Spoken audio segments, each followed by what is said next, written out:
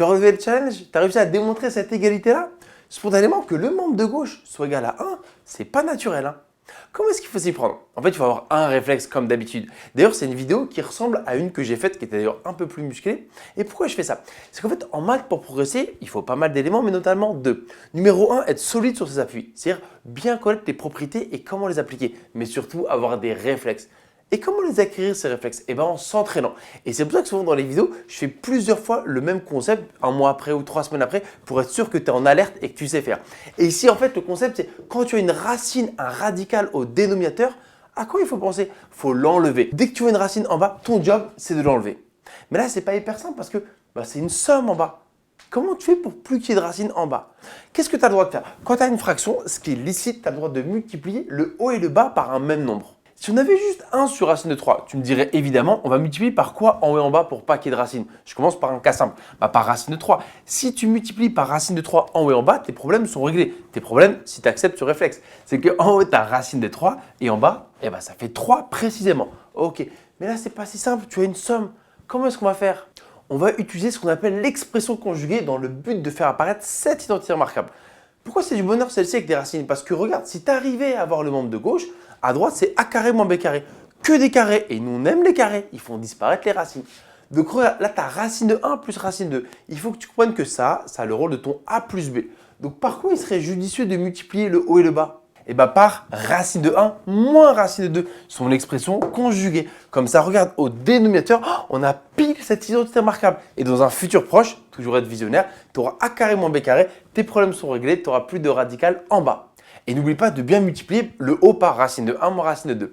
Ok, la première est faite. La seconde, on a racine de 2 plus racine de 3. Donc ici, l'expression conjuguée, en fait, c'est tout pareil, juste tu changes le signe entre les deux, d'accord? Racine de 2 moins racine de 3. Et tu n'oublies pas de multiplier par la même quantité au numérateur. Comme ça, tu n'as pas changé la fraction, mais toi, tu es super content.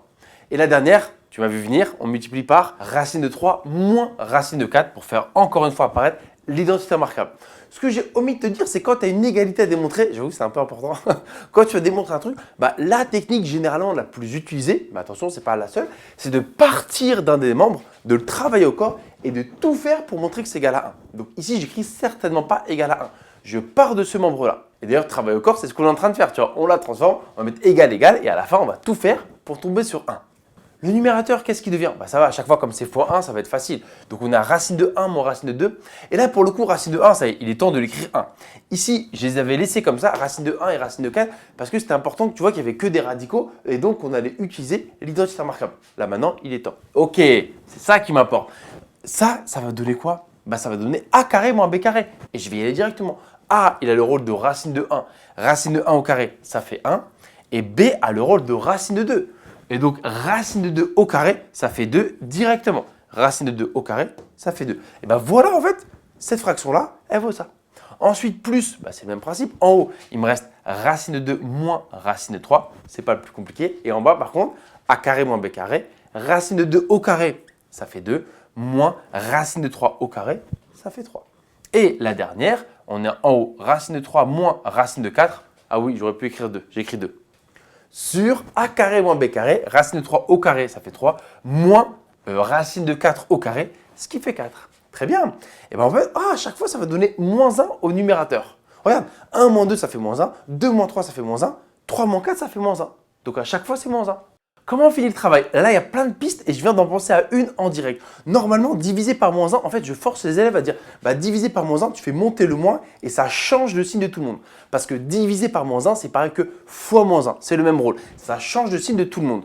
Sauf que je viens de me rendre compte que mais là, on peut le voir comme une addition de 3 fractions. Une fraction, une fraction, une fraction, qui ont le même dénominateur. Et comment est-ce qu'on fait pour additionner des fractions qui ont le même dénominateur? D'abord, tu le conserves. Et ensuite, juste, tu ajoutes les numérateurs. Donc, on va faire ça, plus ça, plus ça. On aurait pu faire les calculs ici, mais je l'ai écrit pour qu'on le voit bien. On ajoute les 3 numérateurs. Et tu vois pourquoi c'est du bonheur ici? Regarde, quasiment tout se simplifie. Ils sont à côté en plus. Moins racine de 2 plus racine de 2, ça fait 0. Moins racine de 3 plus racine de 3, ça fait 0 également. Donc, qu'est-ce qui me reste? En haut, il me reste 1 moins 2, ce qui fait moins 1. Et en bas, moins 1. Ah là là, c'est beau, hein, quand ça se termine comme ça, qu'est-ce qu'on est content? Moins 1 sur moins 1, un nombre divisé par le même nombre, ça fait 1. Et ben voilà, on a réussi à démontrer que le membre de gauche est bien égal à 1. Alors qu'à la base, c'était pas évident, je pense qu'on ne le voyait pas très bien.